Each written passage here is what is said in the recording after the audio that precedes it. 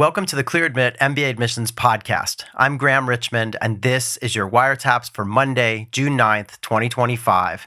I'm joined by Alex Brown from Cornwall, England. Alex, how are things going this week? Very good, thank you, Graham. So as most of our listeners know, you're a former admissions officer from the Wharton School, current ClearAdmit community manager and podcaster, and you continue to teach digital marketing for some of the top MBA programs, including London Business School. And I'm the co-founder of ClearAdmit, also worked in admissions at Wharton, where you and I first met. And I completed my MBA from that program as well. Where should we start this week, Alex? It's been another big week in the war on universities, particularly Harvard. But yeah, I don't know. I mean, this is just, it's been really, just like one bad thing after another, and it's hard to keep up with, you know? It's insane. I just want to clarify, I don't teach in the MBA programs for some of these top programs. I don't want someone to come out and say, well, Alex is claiming this. It's exec ed that I focus on. Oh, it's executive education. Yeah. Okay. So you're teaching at these business schools in the exec ed. Sorry, I will correct that. Yeah. No, absolutely brilliant. Frankly, it's insane. I get stressed about it, and I live in the bottom of Cornwall. Right. I can't imagine working as an admissions officer right now at one of the top programs that we cover. And specifically at Harvard, they must be really stressed out. Yeah. And but more so, the applicants and the candidates that have had these aspirations and goals for several years, and the cherry on the cake is getting that admissions offer, and now a huge degree of uncertainty in terms of what's going to happen over the next 2 or 3 months. And these 2 or 3 months are going to be super critical. So, we hope obviously Harvard pushes back through the courts and wins, et cetera.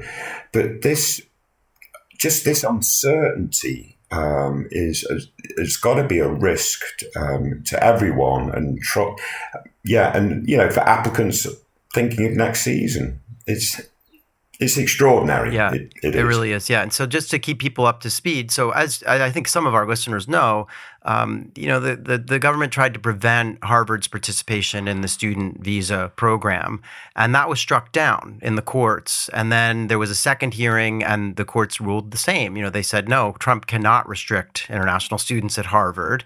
And then the U.S. government went to pause the introduction of any new interview slots for student visas as they revamp the process that they claim, so they're going to add social media verification and they haven't yet indicated when they're turning back on the interview slots for your visa. So that's been stressful. In fact, an admissions director I spoke with in the last week mentioned to me that this is kind of prime time for those interviews and for scheduling. It's kind of a April, May, June kind of thing. And so, this person's point of view was the government's doing this on purpose, kind of slow rolling, the kind of visa interviews because they know it hurts. This is like the worst time for them to be doing it. But then, I woke up this morning and saw the news that the White House has issued a proclamation that says that no international students can get visas at Harvard. Now, this is kind of the same thing, right? But I was reading an article this morning, actually, in Time Magazine. There's a really good article by Chad de Guzman, and I'm just going to read a quote from it. He basically said that Trump has escalated a standoff with Harvard University, seeking another path to prevent international students from attending the school after a judge blocked an attempt to revoke Harvard's ability to enroll students. And so there's this long proclamation that you can read on the White House's website that kind of lists all the things that that the administration feels Harvard has been doing that merit this kind of no more international students. So Harvard has responded, saying they're going to respond in the courts, and I would hope that this is just viewed in the same light and is blocked again. But it's crazy. I mean, these are really, and it's just that sort of that roller coaster too. Because yesterday I was at an event here in Paris with business schools, and the mood is sort of like, well, the courts have struck this stuff down, so let's keep, moving forward, and the visa slots will open up soon. But, you wake up this morning and you see another attempt, to sort of cut this off. So it's really, like you say, it's really difficult, I think, for students who are pawns in this political game and for the admissions professionals. Yeah. Shocking.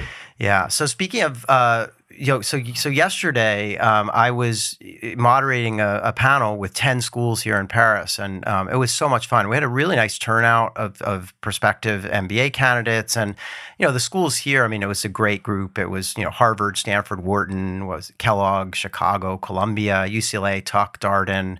MIT. So it was a great group of schools and the deans of admissions from all of these schools. So really good conversation. And, so yeah, it's this weird vibe of like, wow, what a fun event. But then, this sort of like uncertainty in the political stuff that puts a damper a little bit. But it was so much fun to be a part of that. And I was thrilled to moderate. So outside of the political conversations that you may have had last night, what else did you learn? What else did the students or prospective students that attended, what did they learn? Yeah, there was some interesting, I'm sensing like a theme here now, because this is another panel where I've heard a school and a lot of nodding heads from the other panelists talk about testing and how the test provides the school with a data point. And so the subject of waivers had come up. I'd asked the panelists about it. And the general kind of response was, this is an opportunity for you to give the admissions committee a data point to look at. And if you don't give the data point, you're kind of missing an opportunity. And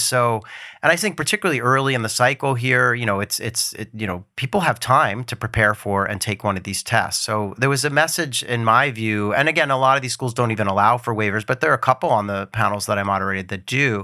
But there was definitely a little bit of like, hey, take the test. Like the test isn't everything.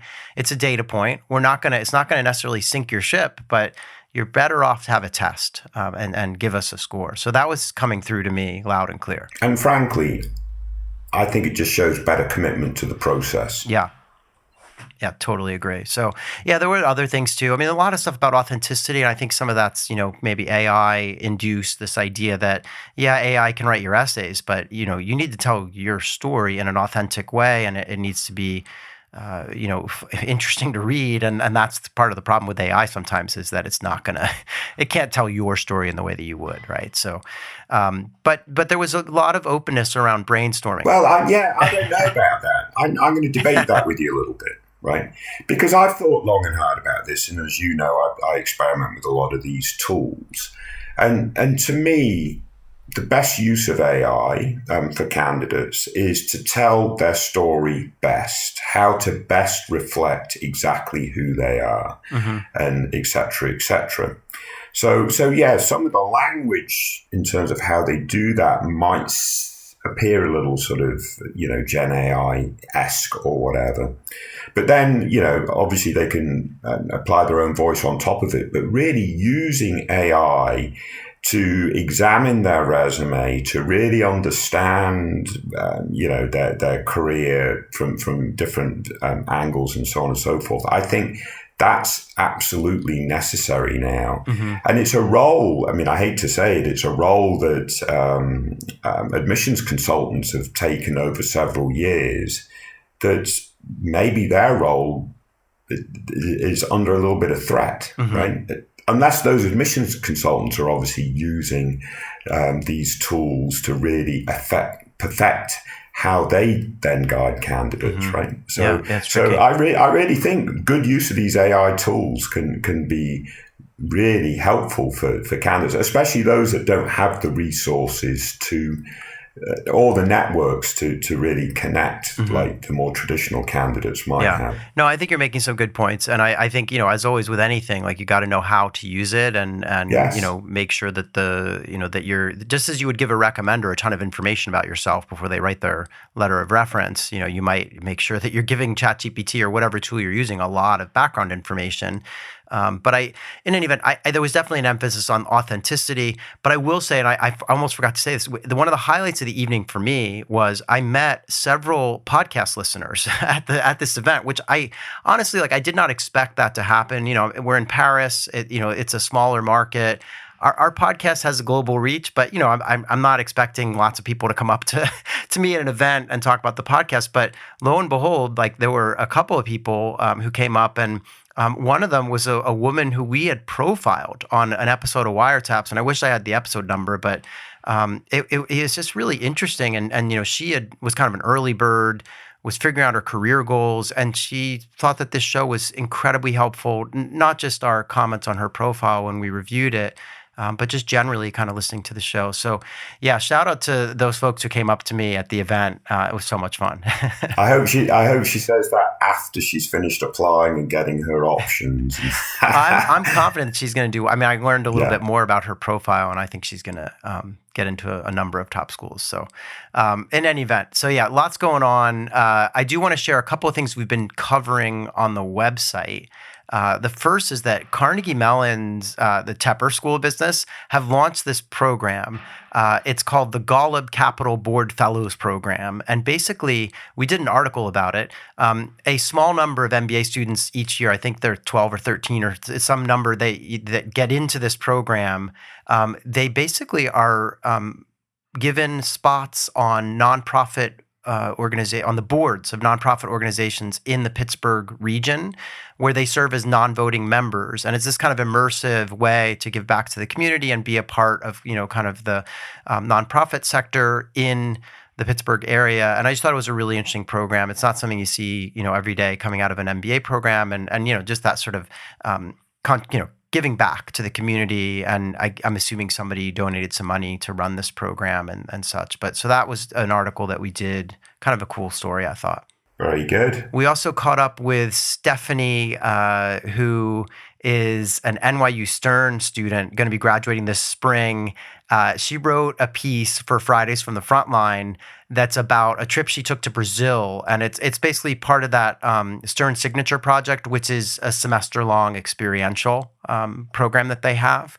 And her team worked with a company that is in Brazil. And so obviously they spent a lot of time in the classroom in New York City over the course of the semester, but then she wrote about the part of the course where she went to Brazil and learned a lot about this project was about the kind of impact investing ecosystem down in Sao Paulo. So it was just really interesting. And she was, good writer. And so that's up on the site now. And then we did a whole rundown, Alex, on commencement. So many business schools have been having graduation. And so we basically did this kind of rundown. I think there are 18 schools that we covered who've already had their graduation. And we give you kind of a glimpse into the celebrations and even some of the, speakers who address students at these graduation ceremonies. So I don't think we've done that before, or maybe we did it last year. I don't know, but it's kind of a fun idea. It does sort of remind me. I think we have done it the last year or two. Was Trump invited as a commencement speaker? Not on any of the lists of the schools that we covered. But, and then the last thing we did is, I guess, a couple of admissions tips. So the first is we did this roundup of all the kind of events that are happening in June. And I think this is going to be an ongoing series where we just kind of do these roundups, here's all the in-person events happening. And so they had the event that I did yesterday in Paris, last week for those of you tuning in as this is airing. But also all these other events, schools are traveling, they're out and about. And so it's a great way to just get a sort of heads up on which schools are where, when, over the course of the month. And then the other admissions tip we ran was on making your list of target schools. So for those of you who are just kind of, getting started with your applications or thinking through, it's a really helpful piece that we run almost every year at this time of year.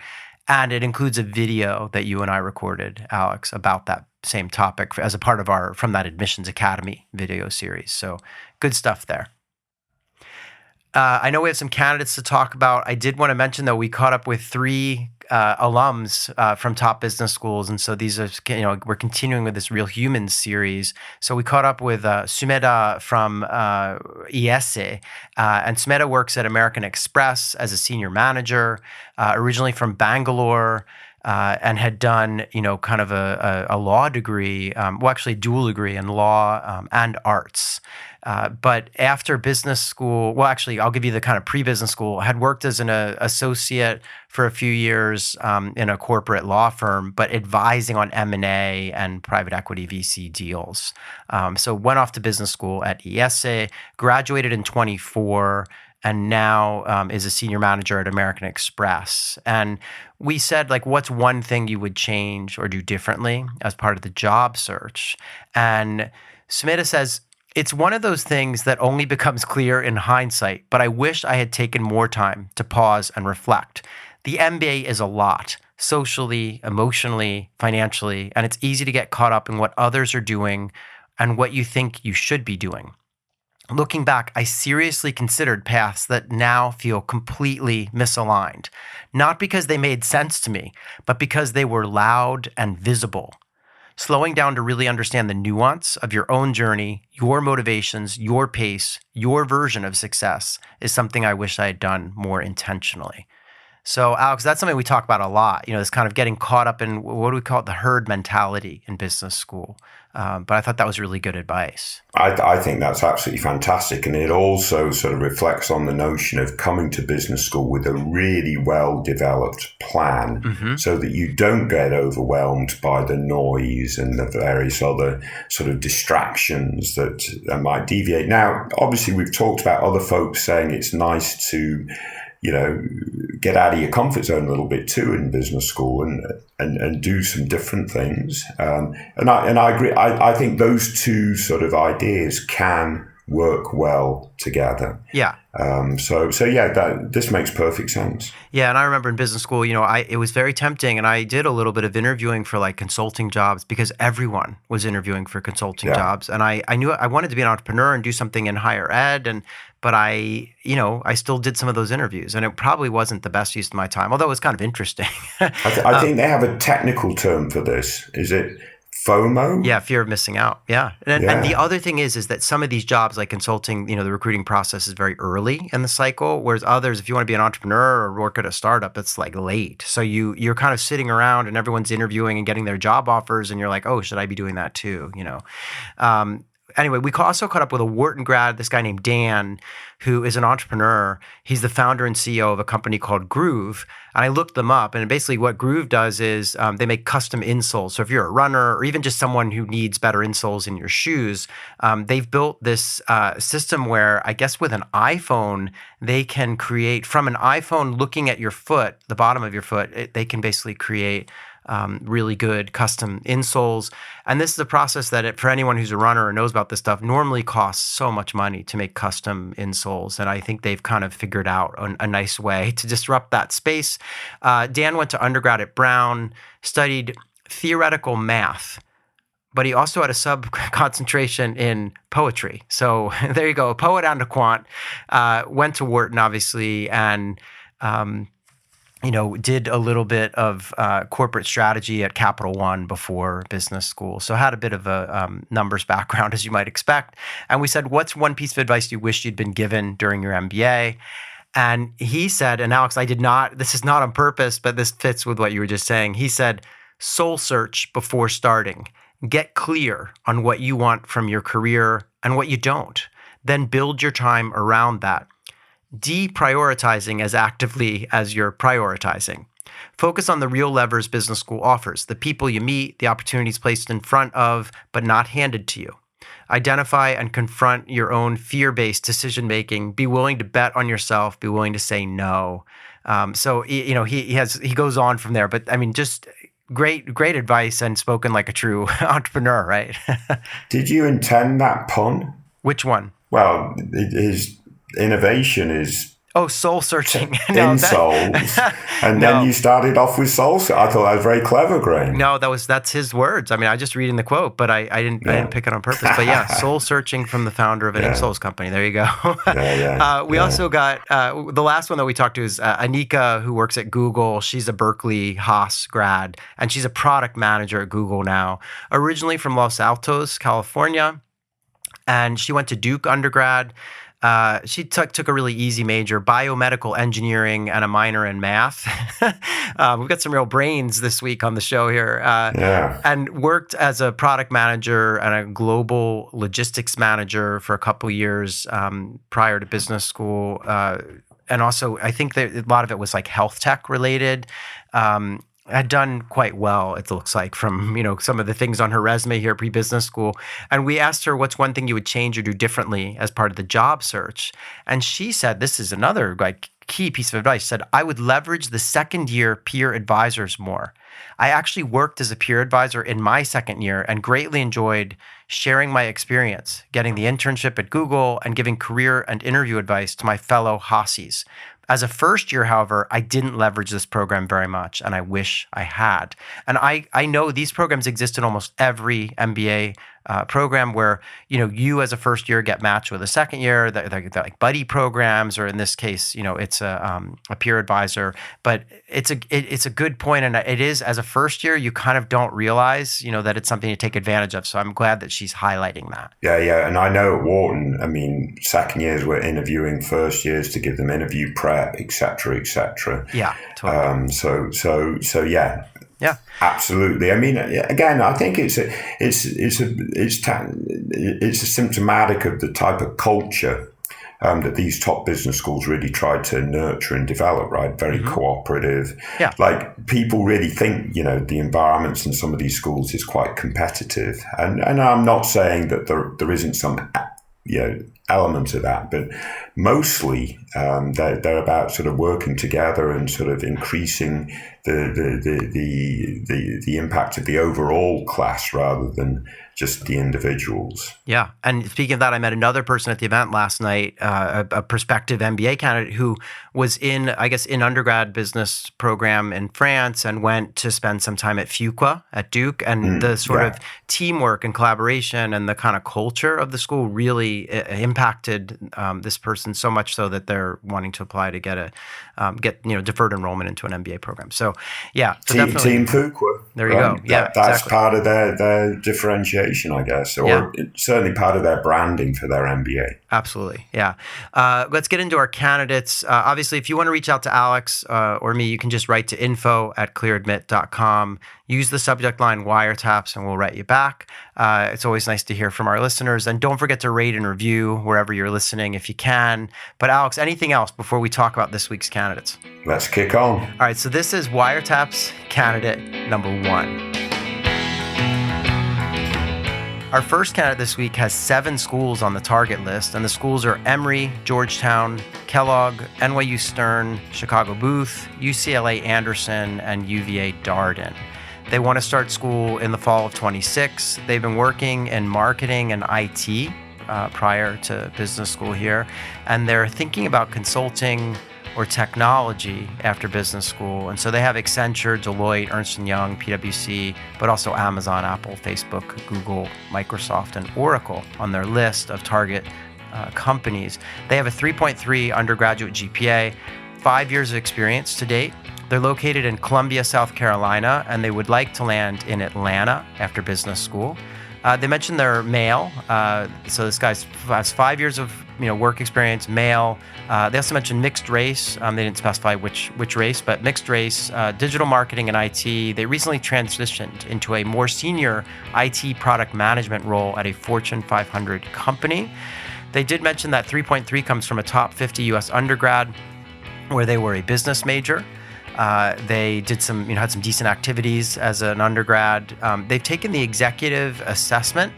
They've actually taken it twice. They got a 153 and a 151. Kind of uneven performance. The lower score actually has a better quant result than the higher score. So they do some other things outside of work as well. They give lectures to small business owners at a local library about leveraging paid and organic search for business growth, and they participate in some environmental cleanups in their neighborhood. That's something they're very passionate about, they say. And they say that the main goal post-MBA is to get into product management at a big tech firm, hopefully Google, and they'd love to be involved in the development of a digital product from inception to launch. So, Alex, what do you make of this? Oh, I forgot to add, you asked them and they said they're applying to all part-time programs. So even though we listed all the names, these are all part-time MBA programs, right? Is that correct? Yeah, that seems to be correct, because I was asking them why they took the EA versus the GMAT or GRE. Right. Because they're talking, our conversation was sort of centered on their test taking and whether they should retake. So it's quite likely if they're targeting part-time programs that, the EA maybe that makes more sense. And, you know, their academic profile probably provides them access to these types of part-time programs. Because I do think the onus for really high test scores and profiles and so forth is more to these business schools full-time programs versus their part-time. So that might well be the case. I'm just curious as to whether this candidate really would benefit more from doing a full-time MBA versus a part-time, because they really have somewhat more aspirational goals. They want to be a product manager in a big tech, et cetera, and I think making that transition whilst doing a part-time program will be more challenging in terms of their access to career resources, et cetera. So they really want to scrutinize and identify if their pathway is realistic and if they'll have access to all the sort of same resources as their full-time counterparts at the schools that they're targeting. So I would focus a lot on that. And it might well be that they decide, well, you know what, maybe full-time would be better, because it's not like they're an older candidate, which sometimes is more favorable for part-time. And it looks like they're wanting to move geographies a little bit, or at least they want to be in Atlanta post-MBA. If that's the case and they want to do part-time programs, do they need to move to Atlanta, join the MBA? Are they able to work remotely, et cetera? That wasn't clear to me either. Because obviously if you're doing a part-time program, you're doing it because you're working at the same time. So I think there are some questions along those lines, Graham. But yeah, it's to me, it's more, are they ideal for part-time, or actually should they be looking at these same programs potentially, but at their full-time programs? Yeah, there were a lot of question marks for me because, part-time, but they have this like vast geography of programs they're targeting, which normally people looking at part-time are usually looking to stay, they're looking at the programs in their region because they have a job somewhere. And now maybe this person's job is completely remote and they can, do it from anywhere. And that's the idea. But I would say, this person wants to be in Atlanta. They want to work as a PM in tech. I mean, I would start with, look at Emory, which is on the list. Look at, Georgia Tech. Those are two terrific business schools in that market, right? So, and then, if you think about this issue of like, I do feel like they're seeking what could be a pretty significant pivot. I mean, I recognize they are currently doing IT product management, but I view that as pretty different than like going over to Google and doing product management. So I think that they might, at 27 years old, really benefit from a full-time program that gives them the lift that they need to make this transition. And if they want to be in Atlanta, there are a host of full-time MBA programs that place really well into Atlanta, whether it's, obviously, as I said, Emory, Georgia Tech, but also places like Duke and Keenan Flagler and Darden. I mean, there are a number of schools, in that sort of Southeast geography that could land them, nice work. So I don't know. This is the thing they need to figure out, whether it's part-time or full-time, and that would shape the school selection. And, and again, the EA, obviously, if they want to go full-time, some of these schools won't take an executive assessment test. And frankly, I mean, that was built for EMBA programs, not even part-time. But yeah, a lot of part-time programs will take it. I know that it's not really the same type of test as the GRE or the GMAT, and the schools recognize that in terms of what it's measuring. So, yeah, it's a tricky thing. I would like to know a little bit more about this person's background. They say they're mixed race. Are they an like Indian IT person? Or so they'd be overrepresented, or are they underrepresented in the pool? And I recognize, those things maybe come into play a little less than they used to in light of some of the recent legislation. But it's just hard to get a feel for what they're trying to attempt and whether they're overrepresented in the pool or not. Yeah. Very good. All right. Yeah, I want to thank them for sharing their profile. It's interesting to talk about part-time, and I recognize that's an increasing, interest among candidates. And there are a lot of good part-time programs out there, but this person needs to probably take a step back and think about what's the right fit for them. Let's move on and talk about Wiretap's candidate number 2. So our second candidate this week has 8 schools on the target list. Those schools are Berkeley, Cambridge, the Indian School of Business, London Business School, Oxford, Stanford, UVA, and Yale. So a bit of a mixed bag in terms of Europe and US schools on the list. Wanting to start in the fall of 26. This person has been working in the public sector for the Indian government. They are interested in consulting and entrepreneurship. They mention Accenture, Carney, Bain, BCG, Deloitte, Ernst & Young, PwC as targets post-MBA. Their GMAT score, they list as a 740, but they told us in the comments that it's, I believe, a 685 on the kind of newer version of the GMAT, which technically translates to 730 or 740. There's not a direct correlation. So GPA was a 66% in India, so 66 out of 100.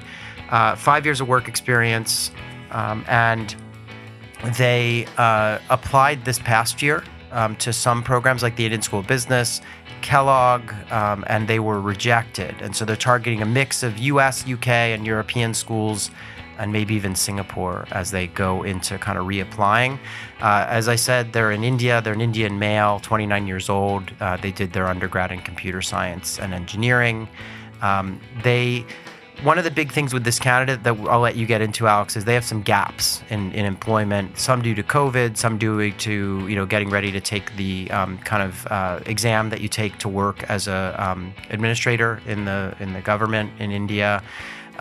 So I'll let you kind of speak to that. But what do you make of this candidate? I mean, they're kind of a reapplicant or would be at some of these schools, and Indian engineering background, but public service kind of work experience. And what's your take on this? Yeah, I mean, I like the public service work experience, and I think they really need to identify a long-term goal that they can get passionate about, that makes a lot of sense based off of their public service and government type work.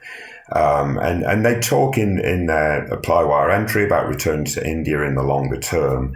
So I think it'd be really helpful for their profile to get passionate about what that long-term sort of social enterprise type, social entrepreneurship type opportunity might be, rather than just be vague about it, like I might do this or I might do that. I think really putting some pegs in the ground and thinking long and hard about it and making sure it's realistic based on their profile, ambitious as well as impactful, etc., etc. Mm-hmm. They've got these career gaps, as you state. This is potentially a concern, but they're going to have to face this up front, straight up in the optional essay, and describe them. Obviously, we're going to see a few more candidates like this, I think, with COVID creating some career gaps. And the key is, what did you do during these career gaps? How did you react to the situations, et cetera, et cetera? That's going to be important to articulate whilst keeping any explanations reasonably succinct. And so forth. So I think that'll be important. And also, just quite frankly, they're going to need to be in the first round. So really coming up with a robust target list, getting their ducks in a row and targeting the first rounds is going to be really, really important, Graham. Yeah. Round one, a really good and well-developed long-term goal that has a high degree of impact that makes sense based on everything that they do, as well as very good sort of explanations for what are, in fact, several career gaps. Yeah, I mean, my fear with this candidate is, I don't mind that they're a reapplicant. I mean, people reapply to business school all the time and do better the second time round. But my fear is that 685, could very easily be viewed as a 730. So kind of average for some of these top schools, which is, I mean, it is amazing to have to say that, because 730 is a great score, right? But when you're overrepresented as an Indian engineer, and when your GPA, while in the top 10% of their class, is still a 66 out of 100, and it doesn't sound like they went to one of the IITs or anything. So I think they risk being overrepresented and with numbers that don't jump off the page. And that's a tricky combination. So they would have to be in the first round. I do like the work experience, and I like that they want to work in consulting, but in the kind of public sector branch of some of these consulting firms. So that fits. And they also want to longer term go back and have, work on like social impact in India. So all that fits. but they don't have a lot in the way of extracurricular activities. They mentioned they don't have much time for that.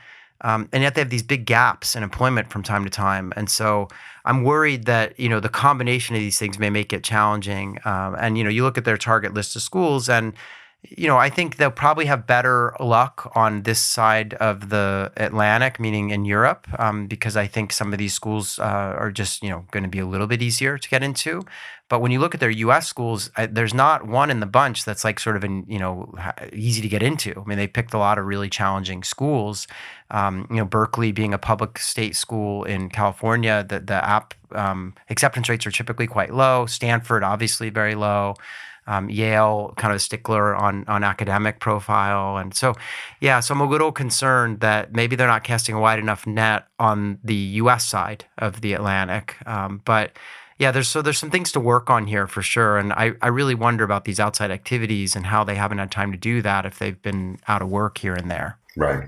Yeah, no, I think that's a very fair point. Yeah, so I would apply in the first round, like you say, and I would give some thought as to sometimes people say they don't have outside activities when they do things. They just are assuming a kind of narrow definition of what an outside activity is. So I would encourage people to, think this candidate at least to think about what do they do when they have spare time? Are they, a runner, a biker, a sushi chef, a film buff? Like, what's their thing? And maybe try to bring it to life. Yeah, and I do actually think they do some of that and they express that. But the point is, they don't really organize anything. Yeah, they're not sort of bringing people along with them type sort of ideas. So right, so yeah, right. yeah. Yeah. In any event, so best of luck to them. I want to thank them for sharing their profile. And as you always say, second time through, often people are much better at applying because they've done it before. So there'll be some benefits there too.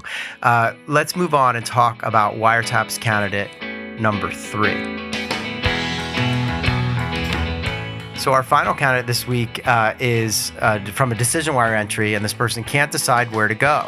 They applied to 2 schools. They applied to Cambridge Judge, which is a 1-year full-time MBA program, and they applied to London Business School, but to the new accelerated MBA at LBS, which is also a year long, and they're looking to start this fall. And they mentioned they want to get into either consulting or tech or venture capital post-MBA, and they listed a bunch of companies in those 3 domains. They had a 685 on the GMAT, so again, around 730, 740, depending on how it's interpreted. And they mentioned the big thing for them is, do they go to the inaugural 1-year MBA at LBS or the flagship MBA at Cambridge? And Alex, you picked this maybe because I left a long comment on the post, or what made you pick this?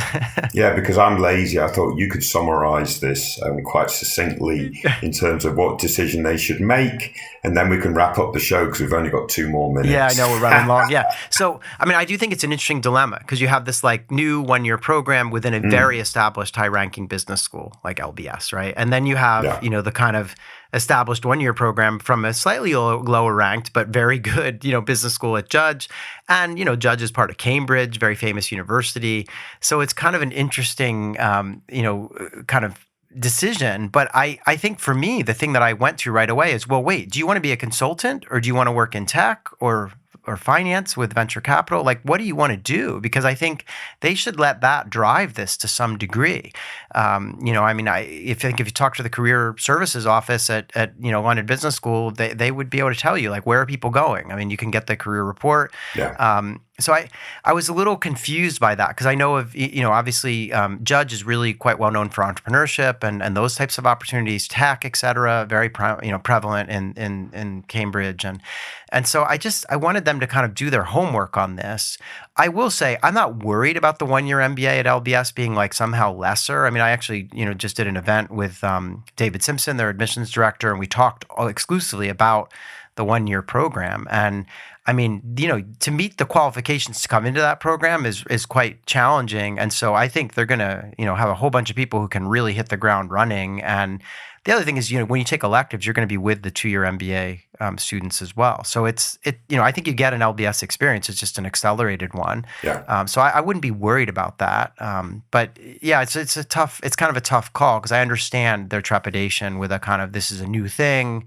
But I would say go back to their goals and where do they fit? I mean, these are two different institutions, and yeah, they need to figure out what they want to do. Yeah, no, it's a very good point, and yeah, for a different candidate, judge might be the better option, and another candidate could be LBS. So there's not an obvious answer. And like you say, they've got to get some more clarity on why they're doing the MBA in terms of what sort of career they're looking for in the short and the long run. Yeah, and I would also just, as a closing point, I would say they should consider, one is an urban university in one of the world's global cities. Yeah. The other is more of a, kind of residential, small town kind of feel, and they're both great. I mean, I love both campuses, love being on both at both these business schools, but they need to figure out what's right for them too, because they're not the same at all, right? So, anyway, I want to thank them for sharing their dilemma. I saw that somebody put a thumbs up on the comment I left them, so hopefully it's been useful as they figure these things out. But in any event, Alex, thanks so much. I know we ran long this week, but there's been no shortage of news to cover.